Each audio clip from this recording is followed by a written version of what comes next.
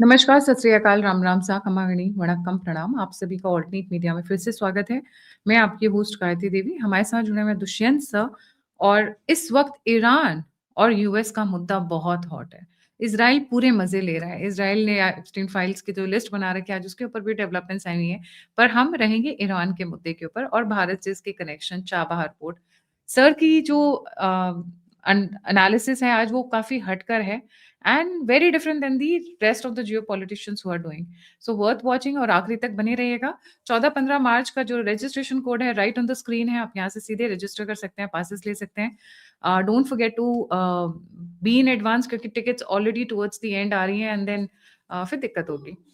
Sir, a very warm welcome on the show. Let's get started. जी sir. Thank you Gayatri ji. जय हिंद, जय भारत, नमस्कार, प्रणाम आपके सभी ऑडियंस को। आज आपने बोला मुझे ईरान के ऊपर बातचीत करने के लिए, तो मैंने सोचा कि क्यों ना हम एक रादर देन एक जनरल बात करने के बजाय एक हम एनालिटिकल एनालिसिस करते हैं, एक डाटा बेस्ड एनालिसिस करते हैं और बताते हैं कि भाई ये हो सकता है, नहीं हो सकता है, क्यों नहीं हो सकता है, या फिर कुछ और तरीके से होगा। होगा, लेकिन किसी दूसरे तरीके से होगा। यूएस का जो वार है ईरान के ऊपर, वार से मेरा मतलब लड़ाई वाला वार नहीं, वार मतलब जो हिंदी का वार है, किस तरह से यूएस ईरान के ऊपर करेगा और कब तक करेगा, ये भी एक बहुत बड़ा सवाल है। मेरे हिसाब से यूएस जो है, इस पूरी लड़ाई को बिना लड़े जीतना चाहता है। मान के चलिए, बिना लड़े जीतना चाहता है, क्योंकि उसको ये समझ में आ गया है कि अगर मैं बिना लड़े जीतता हूँ, तो उसका उतना उस पे खर्च कम होता है, उसका नुकसान कम होता है। और आपको ये मानना पड़ेगा कि ट्रम्प जो है, लड़ाई लड़ने के प्रेसिडेंट से पहले वो बिज़नेसमैन है। और एक बिज़नेसमैन जो होता है ना, वो हमेशा धंधे की बात करता है। आप देखिए, उसको हर एक सेंटेंस के बाद बोलेगा डील, मैंने ये डील कर दी, मैंने वो डील कर दी, मैंने उनके ऊपर 200, आज ही बोला उसने, मैंने उनके ऊपर 200% टैरिफ लगाया, उन्होंने चुपचाप मान लिया, क्योंकि वो लड़ाई नहीं करना चाहते हैं। तो उसके दिमाग में ये घर कर गया है कि मैं तो बिना लड़े कोशिश करूँगा, लेकिन उस दाँत पूरे दिखाएगा, आँख पूरी दिखाएगा, झंडे पूरे लहराएगा, और वही ये कर रहा है। और इसमें इज़राइल जो है, उससे 2 कदम आगे चल रहा है। यानी कि इज़राइल का तो इंटरेस्ट है कि ईरान खत्म ही हो जाए, ताकि अगर ईरान ईरान खत्म हो जाता है, यानी कि खत्म से मेरा मतलब है, ईरान में अगर प्रो वेस्ट गवर्नमेंट आती है, तो उससे क्या होगा कि जो उसके आसपास जो खतरा मंडराता रहता है, जैसे कि लेबनान में हिजबुल्लाह हो गया, हाउती हो गए, या फिर हमास खुद ही हो गया, जहाँ पे गाज़ा में जो हमास का जो असर है, वो ये सारे लोग जो हैं, अपने आप जो है ना, इनकी जो जूस होती है ना, जो इनको सिंचाई मिलती है ईरान से, वो हो जाएगी खत्म। और वो धीरे-धीरे पतझड़ का मौसम भी चल रहा है, धीरे-धीरे पत्ते ये जो है ना ईरान के, वो झड़ जाएँगे। तो ये है उसकी ओवरऑल स्ट्रैटेजी। अब मैं बताता हूँ कि कैसे हमको एक युद्ध की स्थिति को आँकना चाहिए। हमें ये नहीं देखना चाहिए ब्लाइंडली कि किसी ने बोल दिया, लड़ेंगे तो लड़ेंगे, कल लड़ाई हो जाएगी, परसों लड़ाई, आधी रात को लड़ाई हो जाएगी। तो अब मैं आपको एक स्लाइड के ज़रिए कुछ बताऊँगा। पहली स्लाइड ये है जो कि आपके सामने दिख रही है। जितने भी ये जो लाल से मार्किंग की गई है ना, ये यूएस के बेसेस हैं, जो ईरान के ऊपर कभी भी किसी भी समय शॉर्ट नोटिस पर हमला कर सकते हैं। अब इसके 2 मायने निकलते हैं। एक मायना तो ये निकलता है कि ये लोग अमेरिका जो है, यहाँ से इसके अलावा इज़राइल के साथ मिल करके एक धुरंधर ईरान के ऊपर हमला कर सकता है। मैंने जानबूझ के धुरंधर का नाम लिया ताकि पब्लिक को समझ में आए कि किस तरह का हमला वो करेगा। लेकिन इसका एक दूसरा पहलू भी है। ईरान के पास बहुत सारे बैलिस्टिक मिसाइल्स हैं और बहुत सारे ड्रोन्स हैं। तो वो क्या कर सकता है कि ये जो जितने बेस हैं, ये सारी उसकी मिसाइल और ड्रोन रेंज के अंदर हैं। तो ये भी उनके ऊपर एक पलट वार कर सकता है, जिसकी वजह से अमेरिका का नुकसान हो सकता है। हालाँकि अमेरिका अपना एयर डिफेंस उसने तैनात कर रखा है और वो जब चाहे तब ईरान के एयर डिफेंस को दबा सकता है। लेकिन कहा गया है ना कि अगर आप बहुत ज़्यादा मात्रा में ड्रोन्स मार दीजिए या बैलिस्टिक मिसाइल मार दीजिए, तो उनमें से 3-4 तो क्रॉस कर ही जाएँगे इनके एयर डिफेंस को। और अगर किसी एक मिसाइल ने कुछ ऐसी जगह पे चोट पहुँचा दी, जिसका असर ये हो कि मान लीजिए 10, 15, 20, 25 अमेरिकन सोल्जर्स की अगर कैजुअल्टी हो गई, तो आप सोचिए ट्रम्प के लिए इलेक्शन टाइम है, उस टाइम पे इसका कितना बुरा असर पड़ेगा। हो सकता है वो बाई इलेक्शन जो बॉडी बैग अमेरिका सब कुछ सह सकता है, लेकिन जो बॉडी बैग जाते हैं ना वापस हवाई जहाज में, वो नहीं सह पाता, चाहे वो डेमोक्रेटिक प्रेसिडेंट हो, चाहे वो अमेरिकन प्रेसिडेंट हो। अमेरिकन पॉपुलेशन जो है बहुत ही सेंसिटिव है। तो ये तो हो गया बेसिस का जहाँ तक सवाल है। अब मैं आता हूँ इनका एक एक फिजिकल चेक कर लीजिए, बीन काउंट कर लीजिए कि बीन काउंट क्या है। तो अब ये देखेंगे अगली स्लाइड पे जाएँगे ज़रा? हाँ, अब ये है बीन पॉइंट यानी कि बीन काउंट, किसके पास कितना है। मैंने क्या किया इसको 2 साइड बनाई हैं। एक की तरफ मैंने रखा है यूएस और इज़राइल को और दूसरी तरफ रखा है मैंने ईरान, हिज़्बुल्लाह और हौतीस को। आप समझ रहे हैं? 2 ये दोनों तो एक साथ लड़ेंगे ही लड़ेंगे, बाद में और जो आएँगे वो अलग बात है। अब आप देखिए पावर इंडेक्स जो ग्लोबल फायर पावर इंडेक्स है जो कि हर साल निकलता है, पिछले साल भी इस साल का भी निकल गया है। उसमें क्या है यूएस जो है ग्लोबल फायर पावर इंडेक्स में नंबर 1 है। इज़राइल कितना है? 15वां है और ईरान कितना है? 16वां है। तो ये क्लियर कट जो पावर इंडेक्स है, उसमें तो ईरान कहीं नज़दीक नहीं आ रहा है, यूएस और इसके। तो दाँत जो है इसके जो साइड 1 के, वो बहुत ज़्यादा हैं। जहाँ भी चोट मारना चाहे वो चोट मार सकता है इसको। क्योंकि अगली अगर आप बात देखें पर्सनल की, अब पर्सनल में भी हालाँकि अमेरिका के सारे ट्रूप्स चारों तरफ डिप्लॉयड हैं, लेकिन जो वेस्ट एशिया में तकरीबन 45,000 के करीब हैं। अलग-अलग जो बेसेस दिखाए थे मैंने कतार, ओमान जिबूती भी उसमें शामिल कर लीजिए, हालाँकि वो वेस्ट एशिया में नहीं है लेकिन नज़दीक है। उसी तरह से आप है वेस्ट एशिया बट नज़दीक है, थोड़ा दूर है।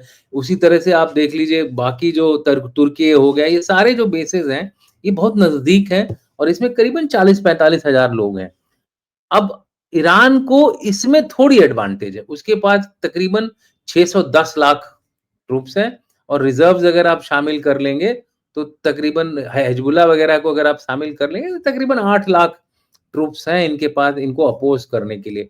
तो न्यूमेरिकली जो है, इसमें प्रॉक्सीज़ वगैरह को मिला के US Israel have superior training but numerical edge किसकी तरफ है? ईरान की तरफ है। तो कहने का मतलब है कि आदमी ज़्यादा हैं, बूट्स ऑन ग्राउंड ज़्यादा हैं। टैंक्स और आर्मर्ड देखेंगे तो उसमें आपको लगेगा कि हाँ, जो है यूएस और इज़राइल के पास टैंक्स ज़्यादा हैं, कम हैं लेकिन उनके टैंक सुपीरियर हैं, प्रिसिशन स्ट्राइक करते हैं और जो ईरान वाले हैं पुराने हैं, उतने उतने इफेक्टिव नहीं हैं। इसलिए यहाँ भी क्वालिटी का जो एडवांटेज है वो यूएस को जाता है। अब कॉम्बैट एयरक्राफ्ट देखिए, यूएस के पास 13,000 एयरक्राफ्ट है, माय गॉड! 13,000 एयरक्राफ्ट, जिसमें से 2,700 जो हैं वो एकदम ब्रांड न्यू जनरेशन वाले हैं। इनके पास पुराने-धुराने 300 एयरक्राफ्ट हैं। कहाँ मतलब एक बोलते हैं ना हथौड़ा भी नहीं, एक वो बहुत बड़ा क्या बोलते हैं चट्टान के नीचे एक चींटी है ईरान, इस तरह का एज है। तो एयर तो पूरा ही कि पूरा इनके कंट्रोल में रहेगा, ईरान बेचारा हवाई जहाज उड़ा भी नहीं पाएगा।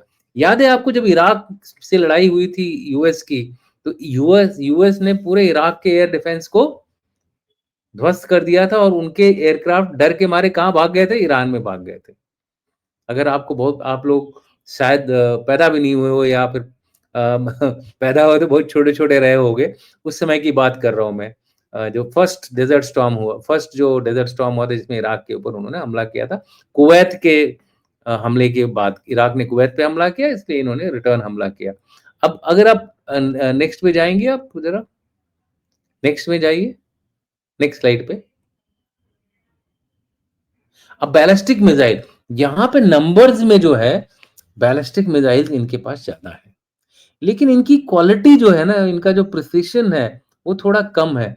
यहाँ एक घाटा ये हो सकता है कि सैचुरेशन अटैक कर सकता है, यानी कि खूब सारे एक साथ स्वार्म, एक साथ 800 ड्रोन्स भेज देगा, उसमें से अगर मान लीजिए 100 एक भी सक्सेसफुल हो गए, बाकी को मार के गिरा देगा उसका एयर डिफेंस, तो वहाँ पे नुकसान होने के चांसेस हैं।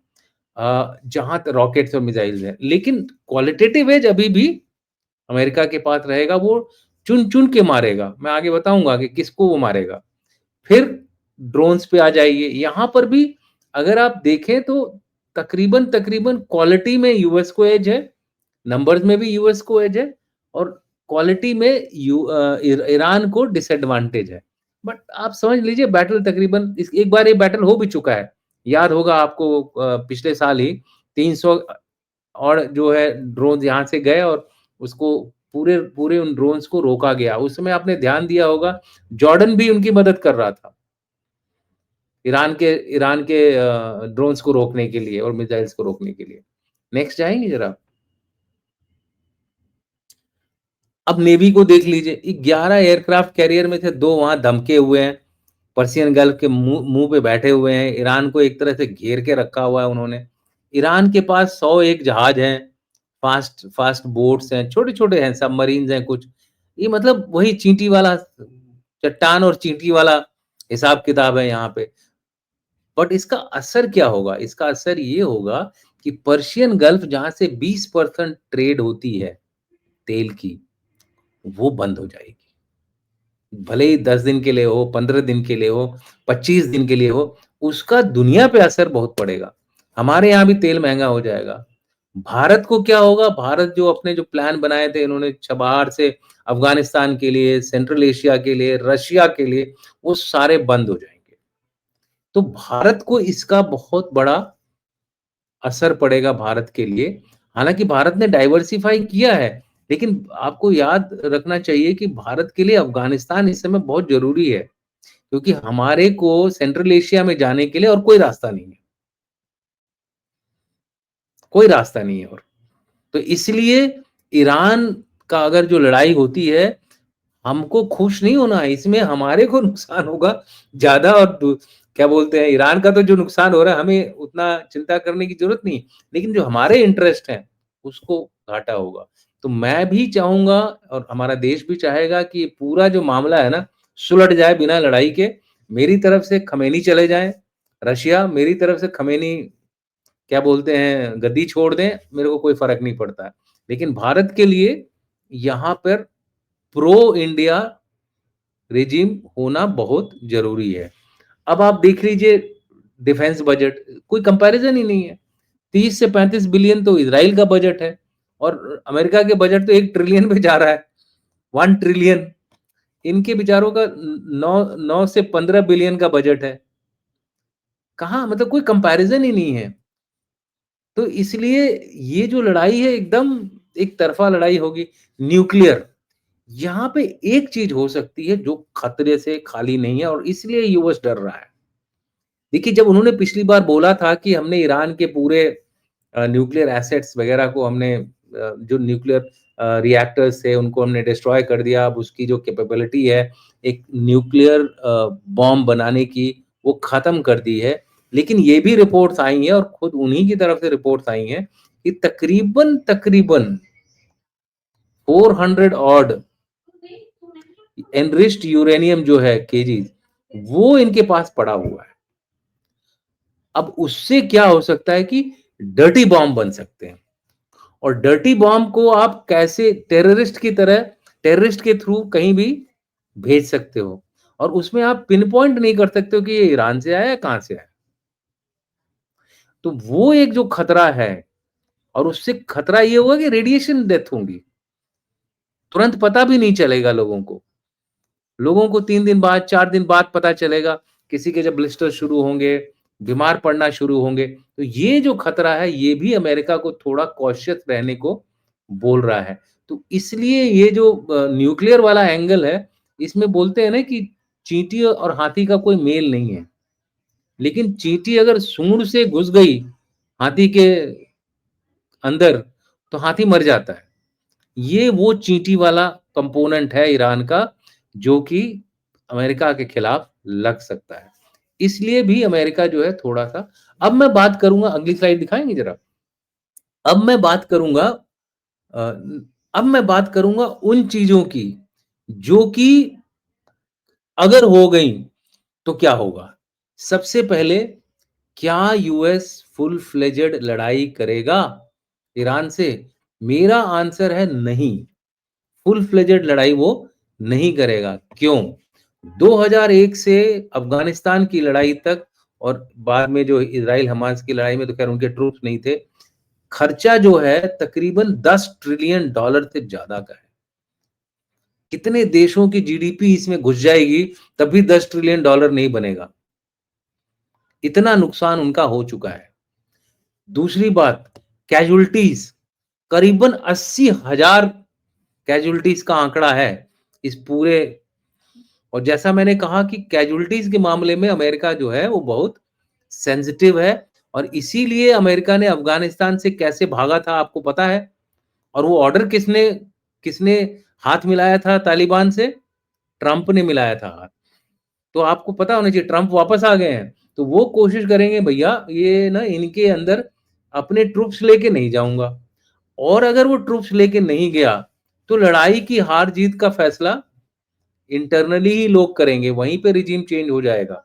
लेकिन इनके ट्रूप्स नहीं जाएँगे, या अगर जाएँगे भी तो कुछ स्पेशल फोर्सेस जाएँगे, सत्ता परिवर्तन देख करके, जैसे वेनेजुएला से भाग के वापस आ गए, उसी तरह से ये लोग रिटर्न हो जाएँगे, उसके बाद ईरान को उसके हाल पे छोड़ देंगे। भैया तुम लोग लड़ो-मड़ो आपस में और अपनी न सत्ता परिवर्तन कर लो।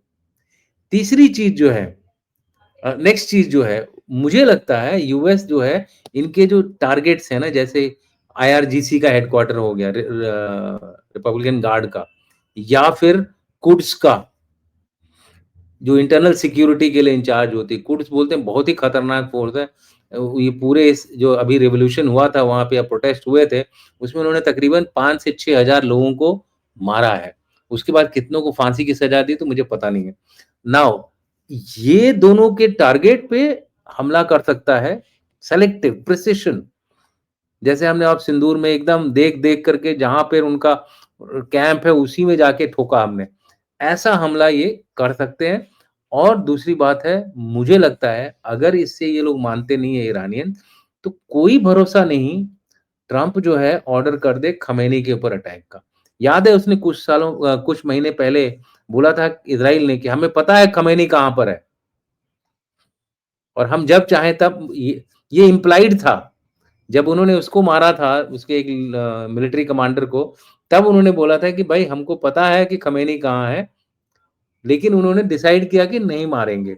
तो कल को वो मार भी सकते हैं। खमेनी कहाँ छुपेगा, उनको सारी जगहों का पता है। उनका जो नेटवर्क है इंटेलिजेंस का इज़राइल का, ईरान में बहुत गहरा है, और अज़रबैजान इसमें इसकी मदद करता है इज़राइल की।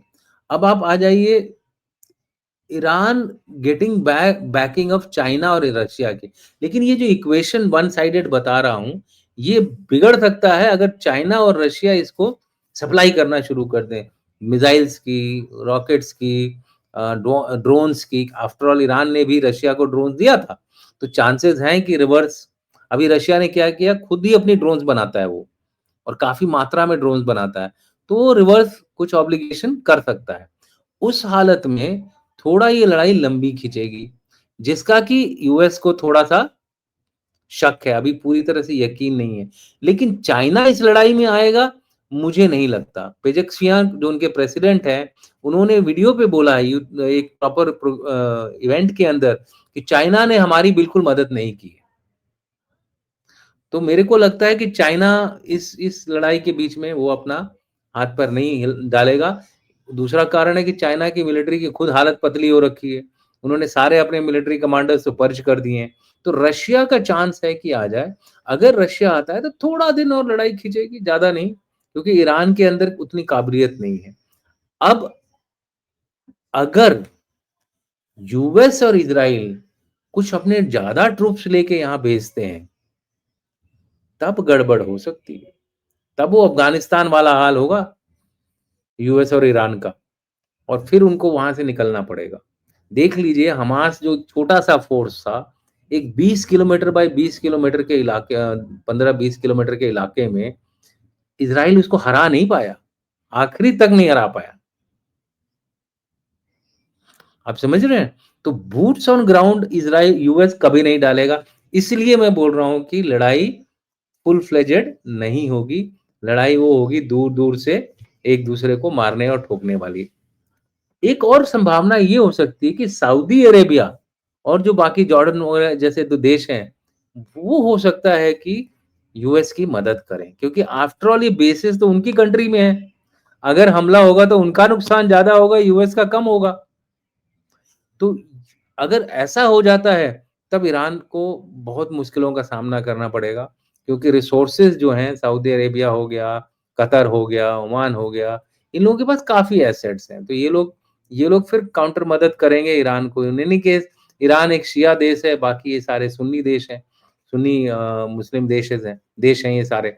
तो वो एक फैक्टर आता है। आखिरी में जो एक एक और उनके पास जो क्या बोलते हैं ना वाइल्ड कार्ड है, वो पाकिस्तान है।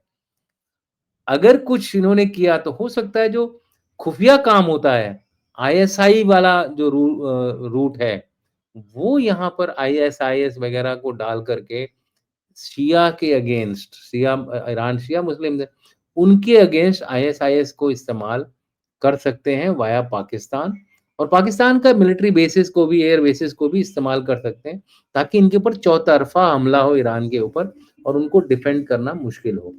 ईरान क्या कर सकता है, उसके सारे जो अलाइज हैं उनको एक्टिवेट कर सकता है।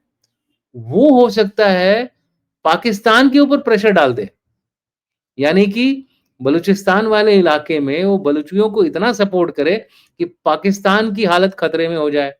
तब अमेरिका का ध्यान उधर जरूर जाएगा, क्योंकि आपको पता होना चाहिए अमेरिका ने बलूचिस्तान में पाकिस्तान के साथ कुछ करार किया है, कुछ बेसेस भी बनाने की कोशिश हो रही है। पसनी पसनी नेवल पोर्ट को शायद वो अमेरिका के साथ शेयर करने की कुछ बातें चल रही है। तो वहाँ पे रेयर अर्थ वगैरह की भी कुछ उन्होंने डील करी है, क्रिप्टो करेंसी की डील करी है। तो उस हालत में हो सकता है अमेरिका को फिर उधर ध्यान देना पड़े।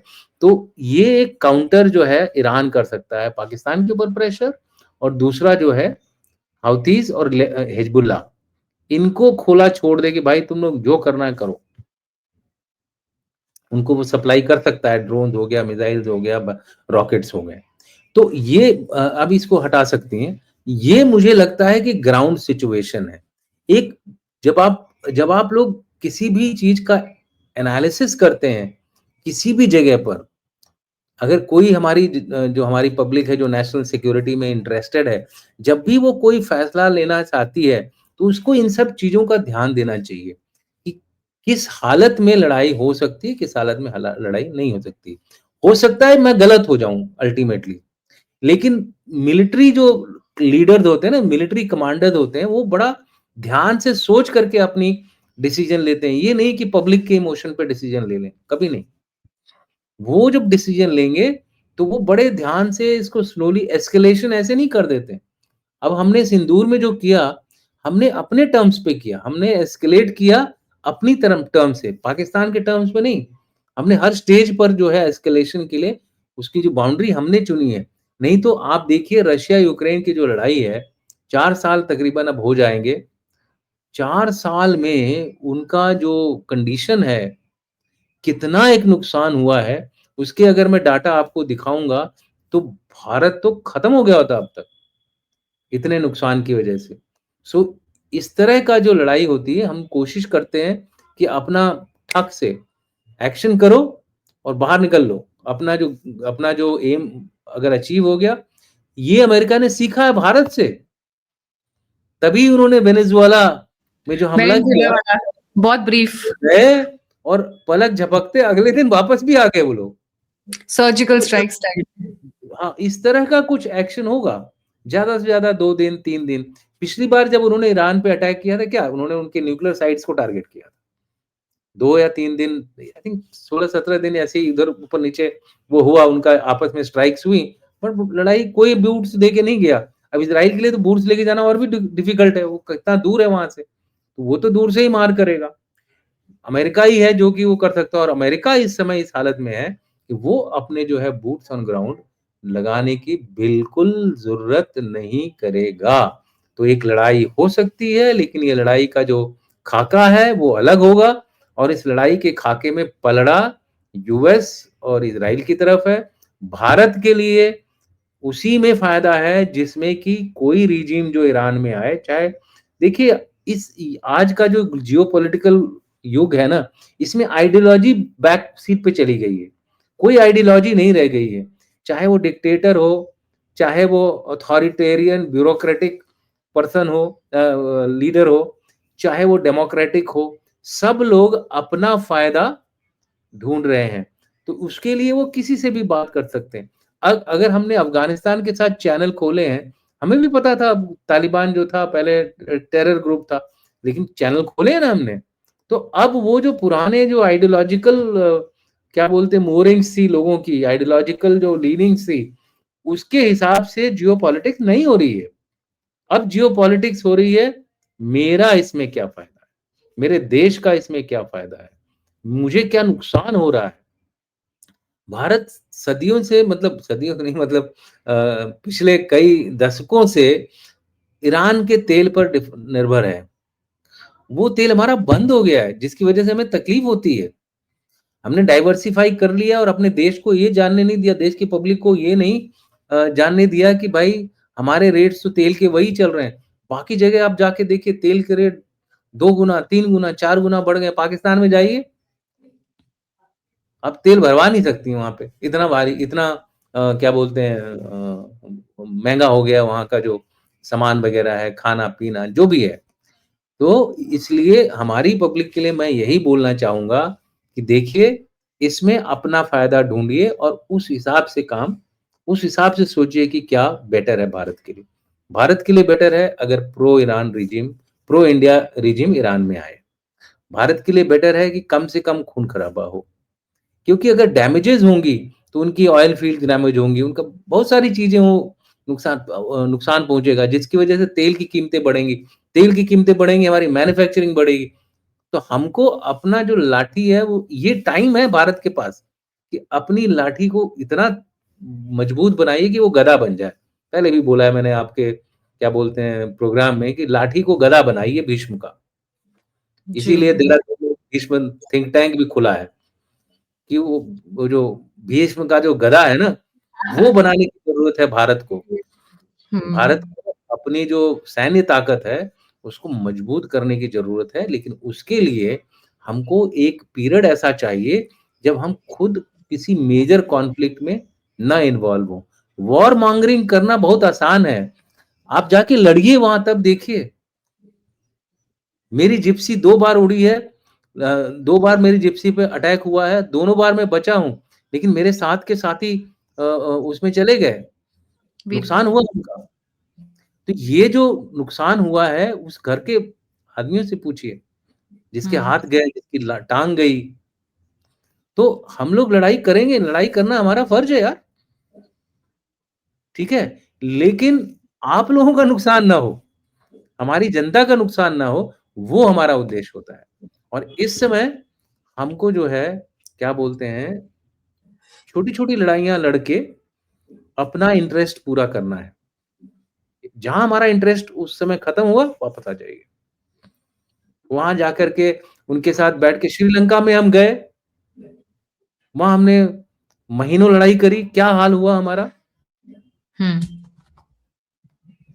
क्योंकि देखिए वो जो लड़ाई लड़ रहा है ना वहाँ पे, वो अपने देश के सर्वाइवल के लिए लड़, हम किस लिए लड़ रहे हैं? हम वहाँ ना हमारा कोई इंटरेस्ट था, ना कुछ था, हम लोग ऐसे ही लड़ रहे थे। ना ना उसका वहाँ की नुकसान ज़मीन की ज़्यादा होता है। थी, ना हमारे पास उस समय मैप्स उतने अच्छे थे वहाँ के। सो इसलिए सर जो लड़ाई लड़ी जाती है with lot of thought care and lot planning, और इसको ऐसे नहीं कि हम जब कूद गए, आग के गोले में कूद गए और उसके बाद बोले यार यार मैं तो जल गया, हमारा देश जल गया, ऐसा नहीं होना चाहिए। लड़ाई राइट, पूरी प्लानिंग के साथ ऐसे लड़ो कि जीत के बाहर आओ। राइट। जी। लड़ाई में नंबर 2 पोज़ीशन नहीं होती है। लड़ाई में लड़ाई हार या में जीत लड़ाई में सिर्फ़ एक पोज़ीशन होती है, या तो हार गए या जीत गए। सही बात है सर। हम आज तक एक लड़ाई को छोड़ के, जो कि गलतियाँ हमारे देश की पॉलिसीज की थी उस समय की, हर लड़ाई हम जीते हैं और यही हमारा मकसद होगा कि हर लड़ाई जीतते रहें फ्यूचर में। धन्यवाद। जी, thank you so much sir. और फिर से जाने से पहले रिमाइंड कर दूं, ये जो क्यूआर कोड आप देख रहे हैं, आपको सीधे ले जाएगा पासेस सेक्शन में। 14-15 मार्च 2026 सर की टीम, ऑल्टरनेट मीडिया की पूरी टीम आप सभी का इंतजार करेंगे। रजिस्टर कर लीजिए, भूलिएगा नहीं, वेरी लिमिटेड टाइम पीरियड। और मिलते हैं फिर 14-15 मार्च को। इसी के साथ जय हिंद, जय श्री राम, हर हर महादेव। जय हिंद।